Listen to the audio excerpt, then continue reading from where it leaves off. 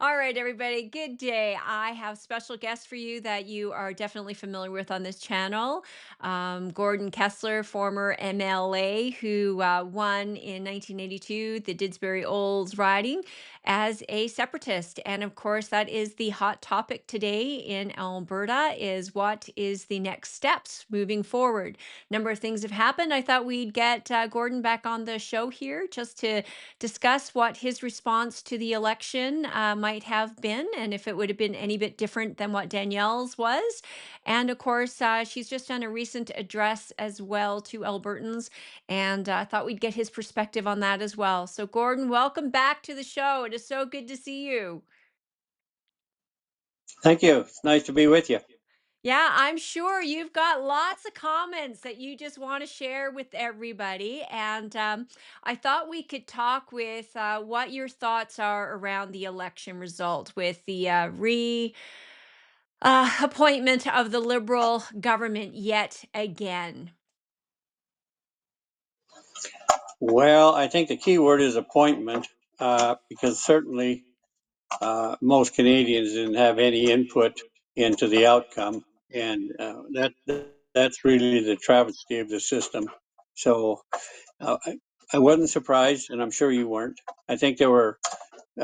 When you see what happened with Pierre, with all of the names on the ballots and some of the other monkey business that went on, I think there was probably a lot of outside interference, and hopefully, there are some investigations. However, that being said, uh, it really makes no difference in Alberta's future who wins the election, other than uh, Carney will probably implement his policies much quicker than Pierre would have, and I think that Carney will have no mercy on Alberta.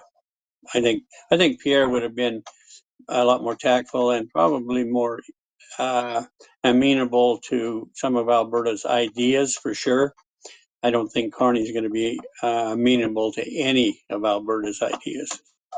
Well, if history is any indication, and any of his writings or speeches that he's delivered, whether they be to the World Economic Forum or through GFANs or the UN, that is certainly the case. I think Mark Carney, leopards don't change their stripes, right? So he is who he is, and he is all about net zero. And unfortunately, that is going to come at a huge expense and a cost to Albertans. So you saw the results, you watched the results, and then Danielle Smith sort of, shared her thoughts and comments about Mark Carney being reelected there. What would you have had to have said to the Alberta populace, when that election result was announced? Well, just before I go into that, I want to talk a little bit, if you don't mind, about what a what a pariah Mark Carney really is and how disingenuine he is. First of all, he was one of the architects of net zero with the World Economic Forum. One of the architects that said you will have nothing and be happy. In the meantime, as he's threatening basically a program that will destroy humanity and especially the freedoms of Canadians and more so Albertans, he's hiding his wealth in offshore accounts around the world, Bermuda, the Caymans. I mean, we're talking about hundreds of millions of dollars he's got stashed, and he refused to divulge it before the election, probably for good reason, because it might have exposed some of his business partners, and some of them probably not very savory characters. And so it's really sad that Albertans didn't have more time to become educated about Mark Carney before they went to the polls. Not that it would have made any difference, I don't think, because like I said, I think there were so many outside forces involved in the election, in the scam of an election. But I did put something together here. I'm not as polished as Danielle, and I don't have teleprompters. And so I will read this. This is the response that I would have given Carney after the federal election. My fellow Albertans, after the results of the election, it's obvious that Albertans are at a crossroads. Plainly, the people of Canada have rejected Alberta and the great contribution that Albertans have made to all of the provinces over the past 120 years. Alberta has been and continues to be treated as the stepchild who is never accepted into the family. Historically, Alberta has been mistreated. The crow rate, where Western producers had to pay the freight both ways. They had to pay to send their products to the Ontario and Quebec, and in turn, once those products were refined, they had to pay the shipping again to have the product sent back into the provinces of Alberta and Saskatchewan and on and on. Then we had the discounted price of Alberta commodities. Through the Canadian Wheat Board, Alberta never received the full world price for their commodities. And the government of central Canada dictated what those prices would be and restricted the Alberta farmers from finding their own markets and marketing their own products. It was all intended to support Ontario and Quebec. And then we had the tariffs on the goods that were coming in from other countries that were designed to protect Ontario and Quebec manufacturing. I remember especially leather goods, textiles, dairy products, a host of products that were protected through tariffs so that they made all of those products more expensive for the people of Alberta, but it was all to the advantage of Ontario and Quebec. But finally, we're being attacked right at the heart of our economic base. After all of the attacks, Alberta is suddenly being attacked with the oil and gas industry.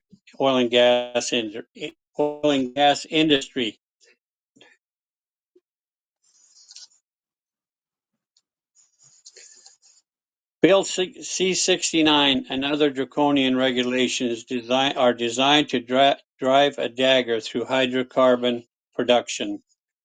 The globalist Mark Carney is one of the architects of net zero. Net zero will effectively destroy the petroleum industry and everything that makes Alberta great. The policy is built on unsubstantiated climate change dogma. These combined policies of Bill 69 and other draconian measures will destroy Alberta livelihoods and will erode the future of Albertans. Albertans have had enough, and as a people will no longer bow to the destruction of our province by corrupt groups of elites in central Canada. Albertans believe in democracy. However, the central system, the federal system, deprives the voters from having any impact on the outcome of the elections. It is a system where Albertans are treated as second-class citizens. The federal deck is stacked against Alberta. This was the intent when the founding fathers established the political system. The aristocracy wanted a colonial system where other regions produced raw materials for Ontario and Quebec. That system has never changed since 1867. The parliamentary seats are disproportionately assigned, with Alberta having 34 seats. We have no impact. Other provinces find themselves in the same position. The bulk of the federal seats are in Ontario and Quebec. They totally control the elections. The Senate is appointed by the government of the day. 90% of the senators have been appointed by Liberals, and so those senators side with the Liberals. And the judiciary is unfair in that there are 3 Supreme Court judges from Ontario, 3 Supreme Court judges from Quebec, and only 3 from the rest of Canada. Even the local judges are controlled by the federal system. And so when Alberta talks about going to court, we really have no say in the outcome. It will be predetermined. The good news is Alberta believes in democracy, in a democratic system where, where all voices are heard. We are announcing a panel today that will immediately be formed to establish a media campaign to advise Albertans of the options that lie ahead. We will immediately start a campaign once the panel completes their study. The campaign will last for 60 days. At the end of the 60 days, Albertans will be given an option on a referendum. The options that will be presented to the people of Alberta are the following: maintain the status quo and remain in Canada. Number 2, implement a sovereignty policy similar to Quebec. Number 3, separate and form an independent country. And number 4, pursue a path to becoming the 51st state of the United States of America.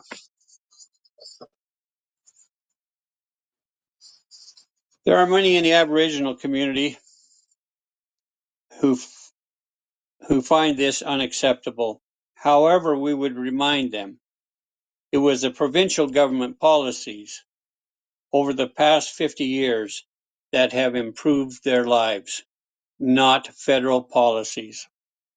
Alberta will leave Alberta will not leave any of its citizens behind, including Aboriginals. We are taking this unprecedented step because enough is enough. Since 1905, the federal government has refused to renegotiate a system where Alberta is an equal partner. Even after hundreds of billions in transfer payments to the federal coffers, Alberta could have used for better healthcare, better education, better infrastructure, and the list goes on. The federal system has rejected Alberta. Albertans will now decide their own future, not the elite of central Canada. Enough is enough, and we will make a decision as to the future of our posterity. Thank you for listening. Wow. So it's a little bit different than the response that Danielle Smith made. Yes, a little bit. Just a little A little bit. choppy.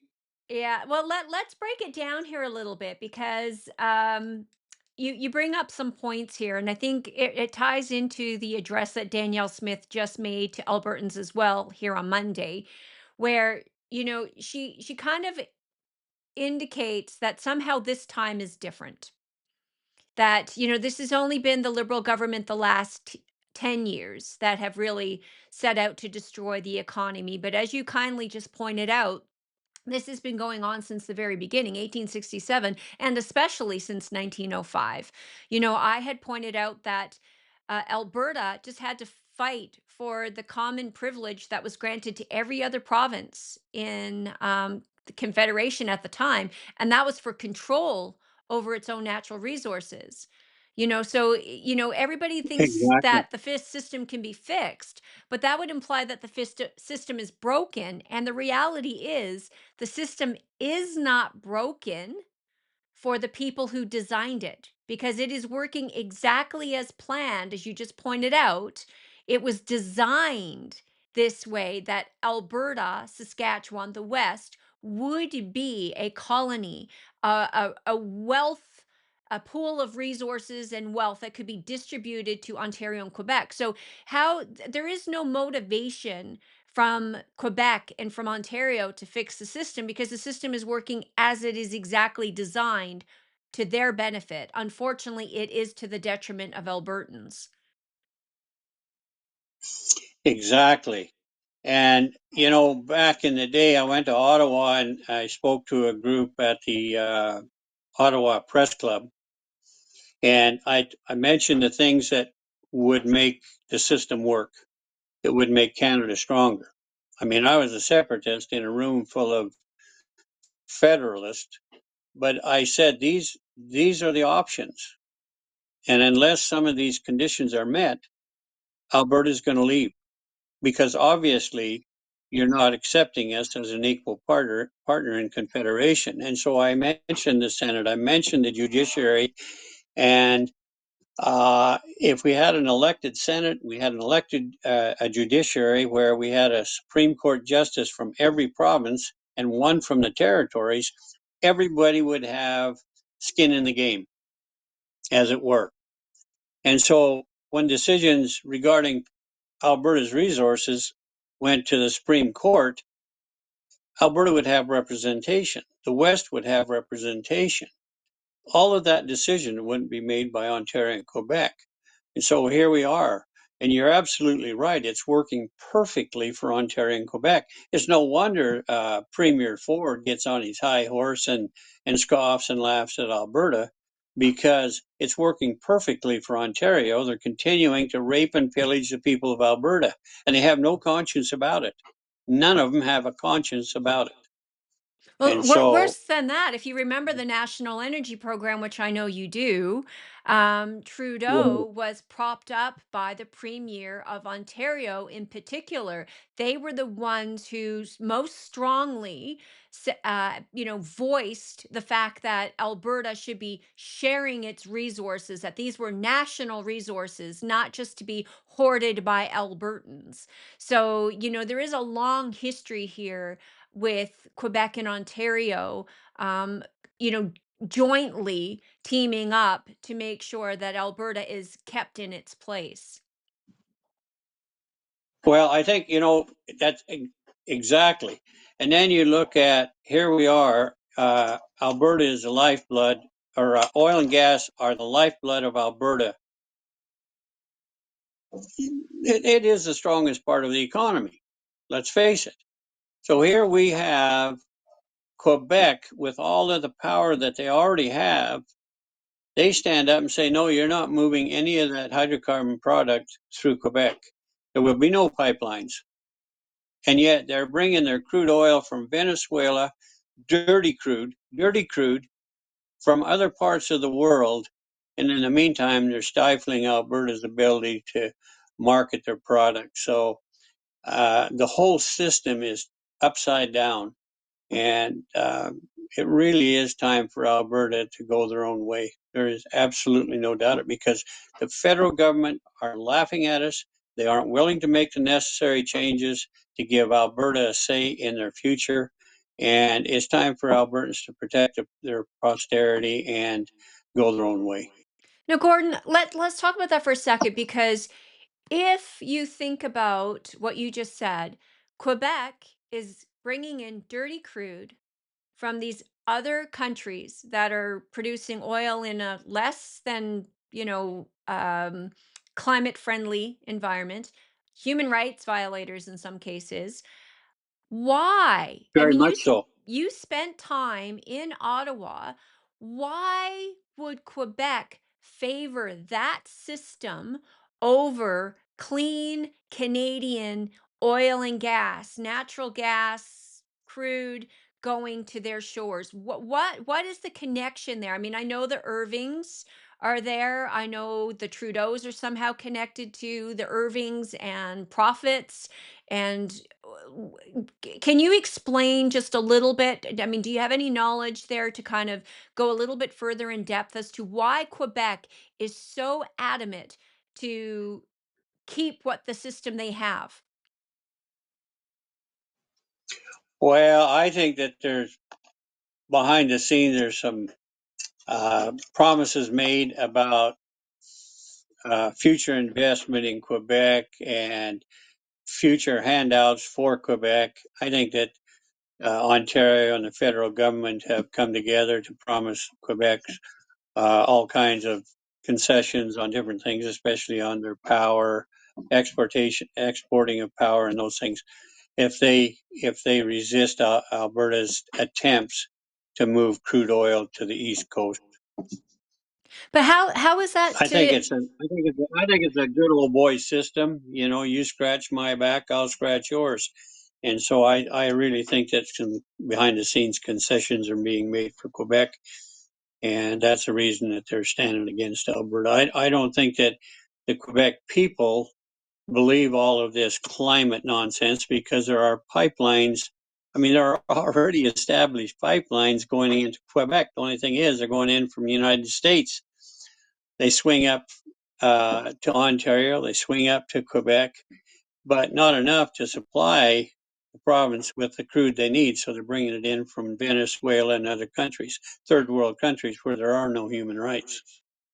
Yeah, it just doesn't make any sense to me as to why Quebec itself would be so adamant to deny another Canadian province the ability to prosper as well as themselves. Like there would be no change to them. As a matter of fact, they would get, a better product, probably at a better price if Alberta were able to run a pipeline to Quebec. But yet they insist on keeping this same system that they always have, and that's bringing tankers in up the St. Lawrence from countries that, like you said, don't produce clean oil, are often unethical and human rights violators. It just doesn't make any sense to me. So it almost seems like it's designed specifically, again, to keep Alberta in its place.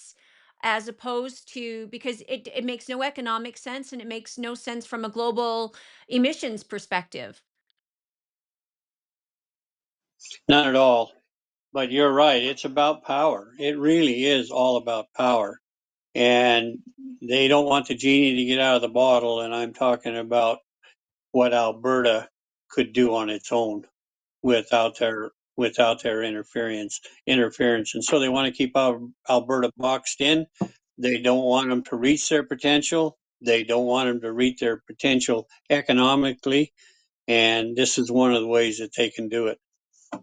Yeah, that's how I really feel. I feel like it just doesn't make any sense whatsoever, except to suppress Alberta and Albertans. And that's the only logical conclusion I can come to with keeping the system the way that it is and denying Alberta pipelines to Quebec. I mean, and it's hurting the Quebec people just as much as it's hurting Albertans. So, on that note, then, you also talked about. Aboriginal groups. There's been a lot of the chiefs that have come out against this separatist talk that's been going on in Alberta. And you rightly point out, and this is rightly and factual, that it is the province of Alberta that has upheld and made life better for our Indigenous groups here, more so than the federal government. And so, to the Indigenous population, those chiefs, which unfortunately, Justin Trudeau ensured that they were allowed to quietly and without having to disclose how they were spending their money. I think disproportionately, many of those chiefs get more money than the actual individual people within the reserves or within, Alberta. And, to those individuals, to the Indigenous and I'm not talking about the chiefs because I think for a lot of what's going on today. Some of them, I think, have been corrupted as well. But to the people of Alberta, the actual Indigenous people, the ones who deserve to have clean drinking water, to have every equal opportunity that every other Albertan has, what would you say to them?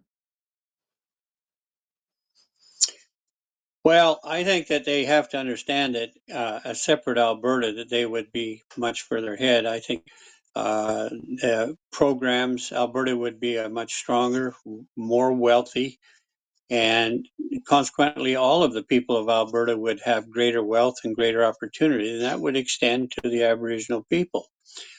It, the thing is, everybody says, well, they're on federal lands. Well, the federal those lands are Alberta lands. They're not federal lands. The only federal land in the province of Alberta are the national parks.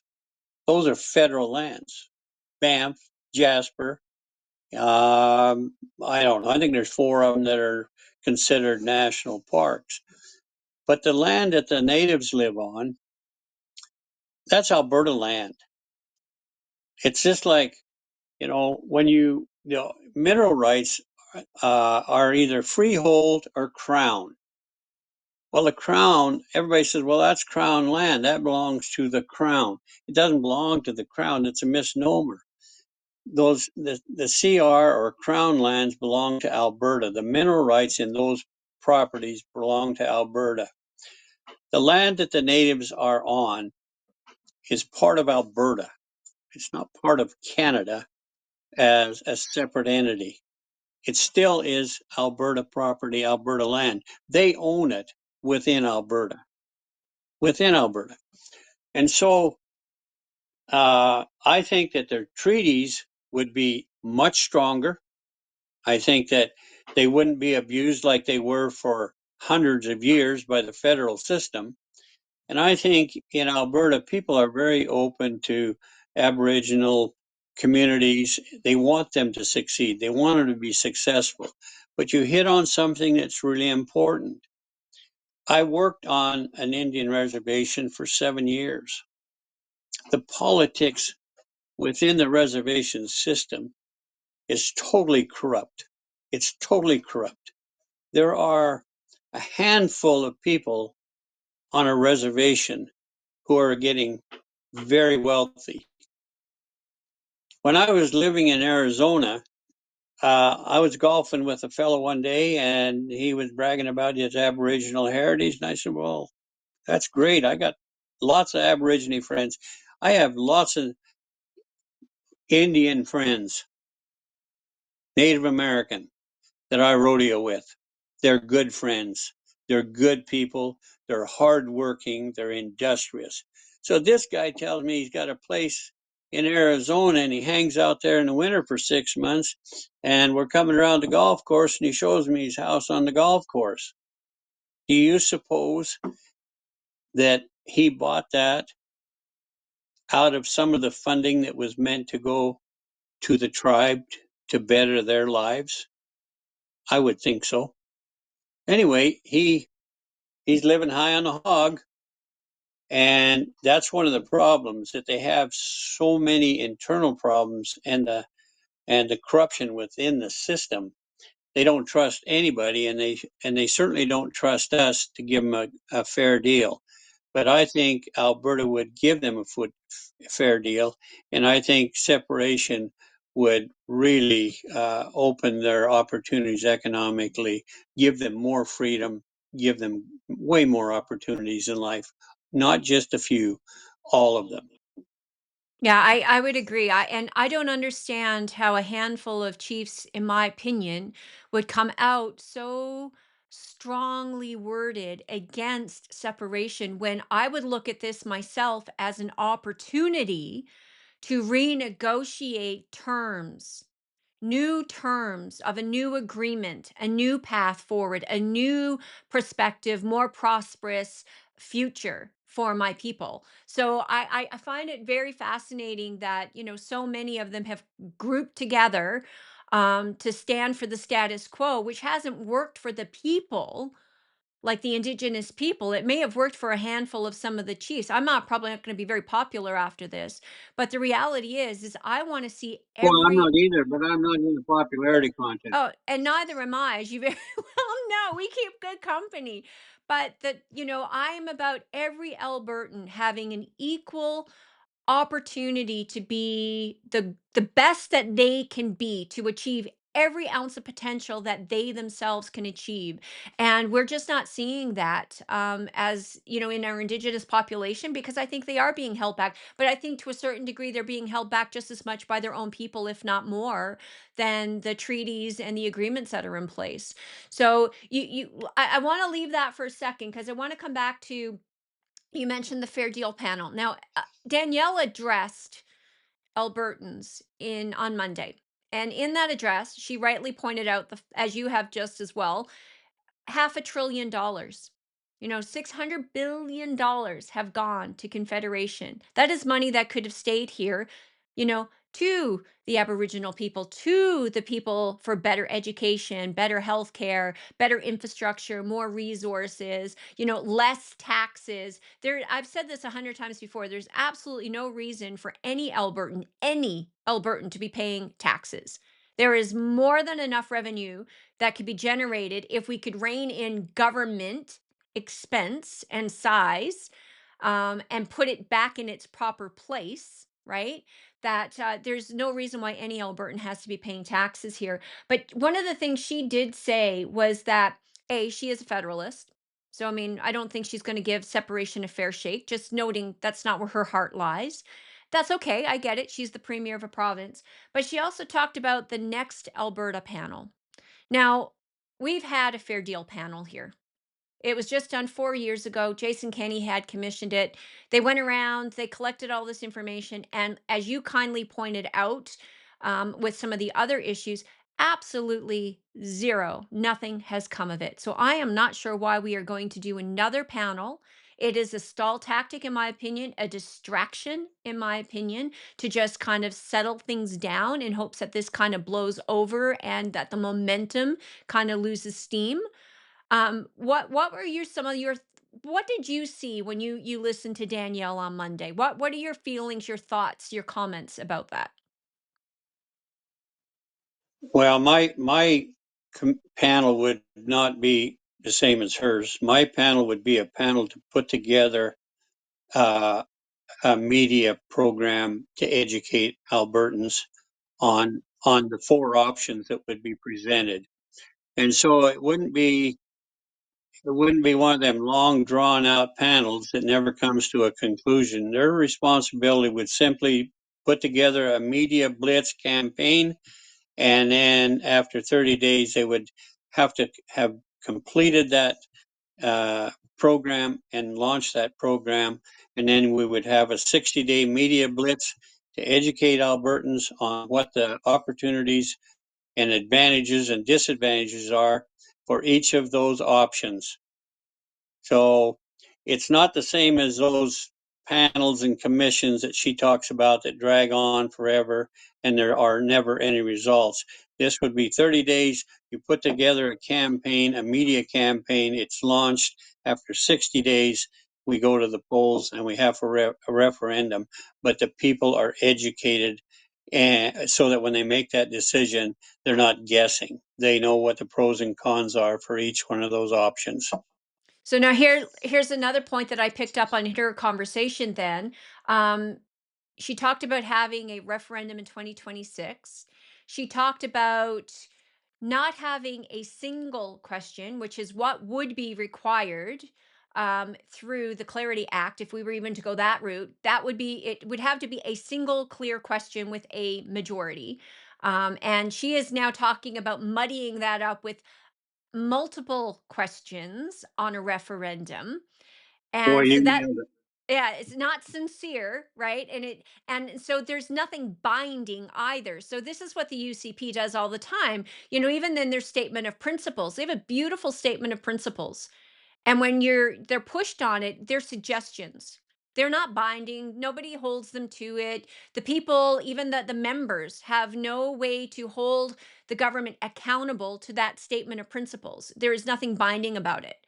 So how do we get around that? Because here you have the UCP, who is the government in power, the one who has to call the referendum, right? We can do the citizen, and that's another thing. Citizens Initiative now on 177,000 people. She's baiting us to come to the table too early to pull the trigger, I think, in order for it to fail. That's my concern too. Yeah. Well, you noticed the same things as I did. One of the things I noticed right away was when she said there would be other, uh, uh, I guess, other things on the referendum. And I thought, oh, sure, yeah, you're going to put all this other stuff on that referendum so that people are really confused. You're going to really muddy it. And that's all being done intentionally. to confuse the people on the referendum.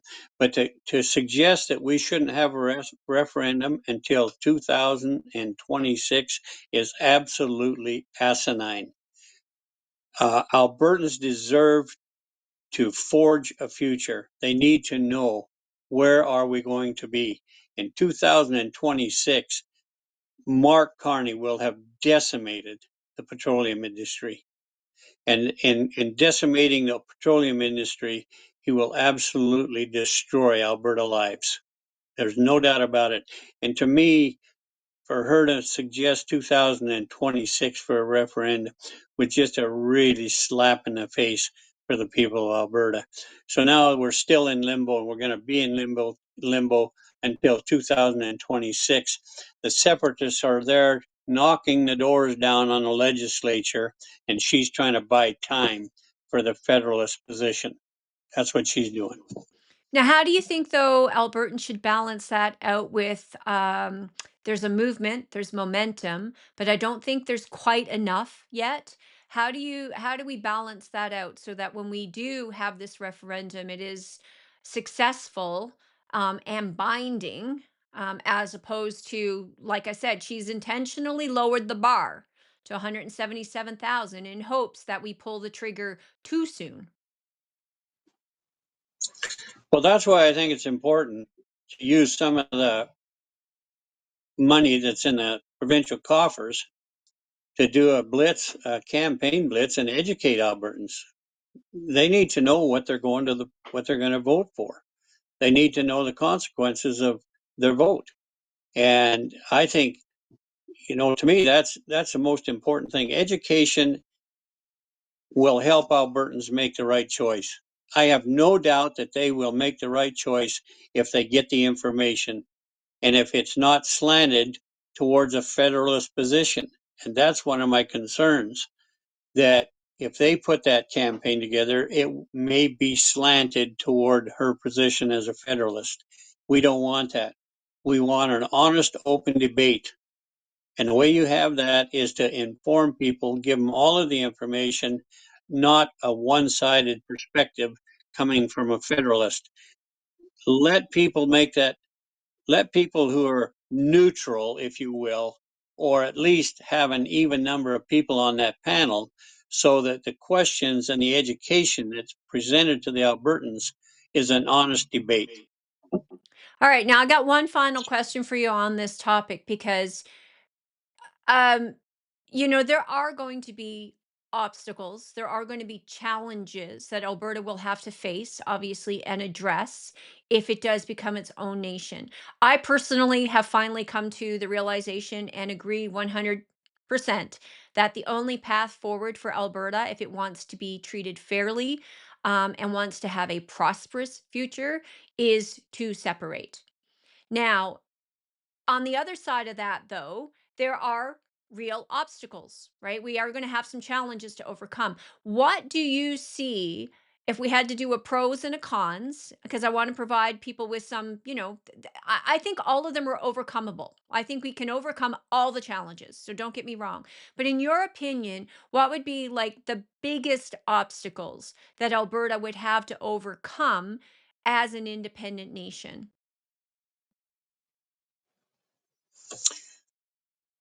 Probably the federal government.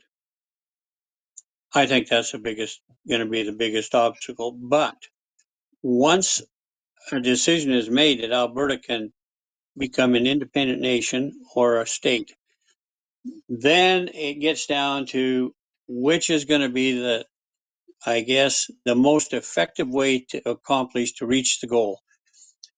If Alberta becomes an independent state, it's not impossible.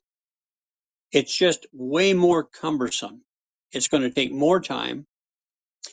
Uh, as an independent, as an independent country, uh, other countries who are siding with Canada, I think, would gang up on Alberta and try to make it very difficult for trade and treaties and trade agreements. I think they would make it very difficult trying to bring Alberta to its knees as an independent country. But You still have to look at, if it's an independent country, you've got to form your own military. You've got to have your own currency. You still have to establish treaties, and you still have to have trading partners. You have to have um, your own internal system of laws. You have to have your own constitution. So there's a myriad of things that would slow it down. That's why I keep insisting that the best route is to become the 51st state. That whole infrastructure is already in place. You have a military, you have a currency, you have trading partners. You're part of the treaty systems that are in place for trade with other countries. There are just a myriad of. You have your own constitution. You'll have your own state constitution. Every state has their own constitution that guarantees their rights. And on top of that, you have protection of the Bill of Rights and the Constitution of the United States. So all of those things are already in place. I think that the risks of just going it alone are much greater than Alberta joining the United States. I just think the risks of failure are much higher. It can be accomplished. And I've been at this for 40 some years, and I was always a Western separatist. I'm an Alberta separatist. But my vision was for Manitoba, Saskatchewan, Alberta, and BC. Would have been a stronger union, would have given us a coastal port, both at Churchill and on the West Coast. Those things still aren't available if Alberta goes it alone. They're still landlocked. So they still have to negotiate with the United States or with British Columbia or somebody else to get the water for the products. Now, So see, the I whole system is more complicated.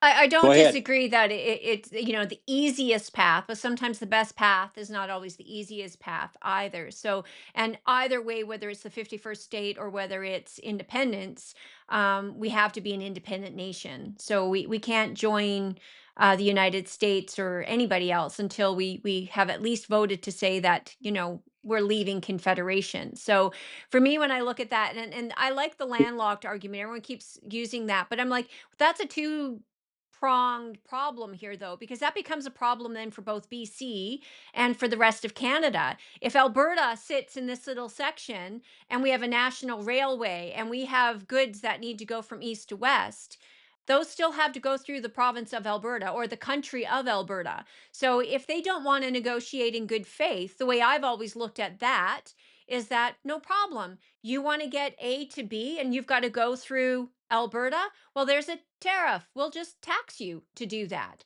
So they have an option. Then they can either play ball with us or they can choose not to play ball with us, in which case we do have options to retaliate. And I think that's an You're hired. easy, right? So I look at it and You're I go, hired. You're hey, hired. right? If you want to think that being landlocked is a problem, I look at it and go, "Oh, yeah, it's a problem, all right." But it's a problem for the Port of Vancouver trying to get goods to the eastern side of Canada, and it's a big problem for Eastern Canada trying to get its goods to the Port of Vancouver. So, there's more than one way to kind of skin that cat. And I kind of like my way. I think, hey, there's more revenues coming into Alberta here. You don't want to play ball with us? No problem. There's a cost to that. And I think, having trade negotiations and all these other things as a separate country, the beautiful thing is this is not new, right? There's been so many countries that have separated from Oh, larger, less desirable situations. And the model is already there. So I think, Alberta's relationship with the United States, having that closer tie culturally as well as economically, we're oil and gas producer. We've always had closer ties to the US dollar anyway. The US dollar has far greater impact on us than, in the East, for example. So I think currency, yeah, because of military, Alberta being the yeah, only because place of that has no petrodollars. rats. I think we can formulate a military pretty quickly. And most of the Albertans Oh, are I don't armed. know. Well, I I think see a few rats. oh, I know. We kept the little ones out and we forgot about the big ones. So I think You honestly got it. there's a Yeah, for sure. yeah, there's a really strong argument made on the separation. I don't think it's as hard. I mean, it's not that it's going to be easy. It's not that it's going to be, poof and it's done, but it is very doable. And I think that's the point that I want people to understand. It is Well, very doable. absolutely. But everybody needs to go in. We cannot be Pollyannish about this. We need to go into it with our eyes wide open. Need to understand there are going to be some very difficult times getting to the goal. But and it's an old cliche, but freedom is not free. It's hard work. Freedom is hard work. And Alberta has not been free since 1867, basically. They really have been serfs and second class citizens. And it's time for Alberta to be free and to forge their own destiny. Because as it is, we're allowing the federal government and the federal system to stifle our destiny.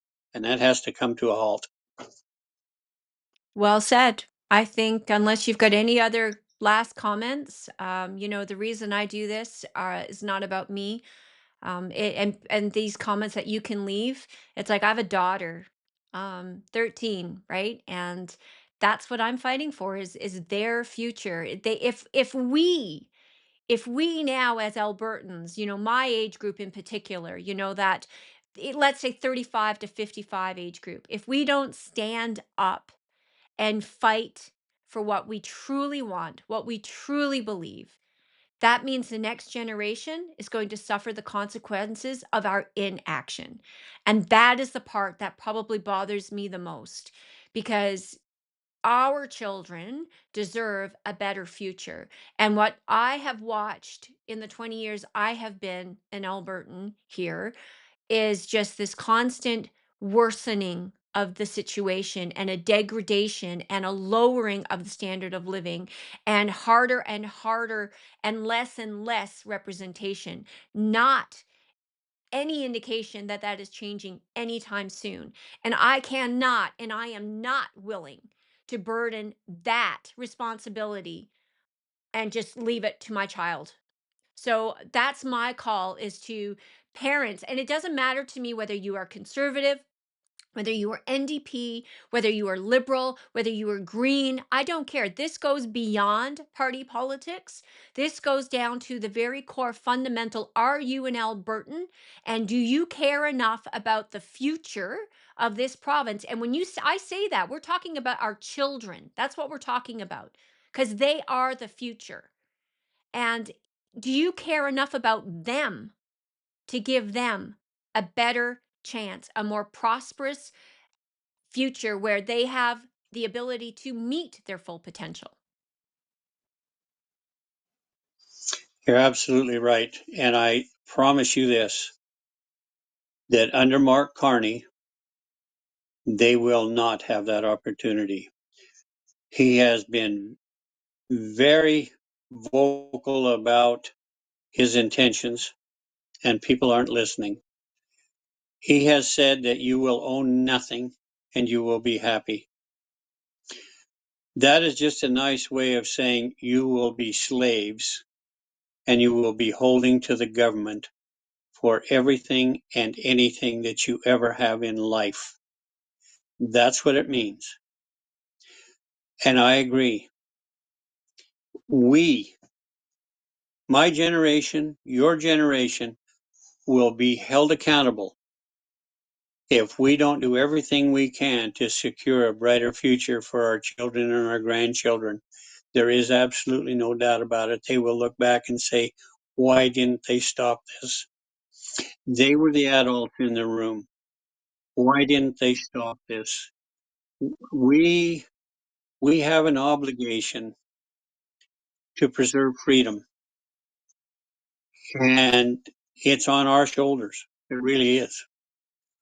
And so I I often say, and I write it and I say it, but freedom is not a gift from any man. It's a gift from God. And we have a responsibility to take care of that gift that God gave us.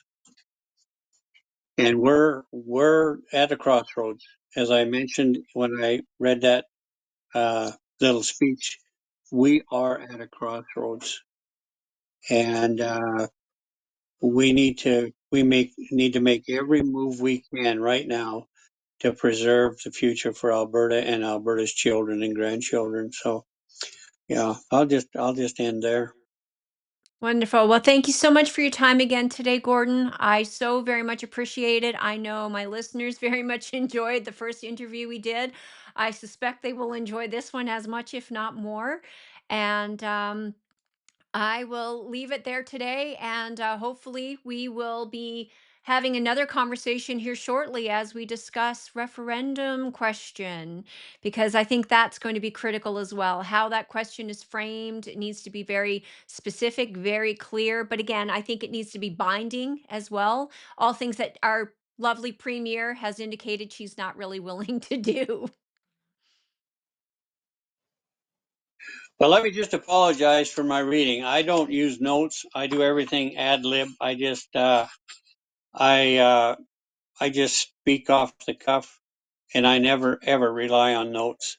But I wanted to read this the best I can to let Albertans know what I think should have been presented to Alberta at this stage in the history of our absolutely magnificent province.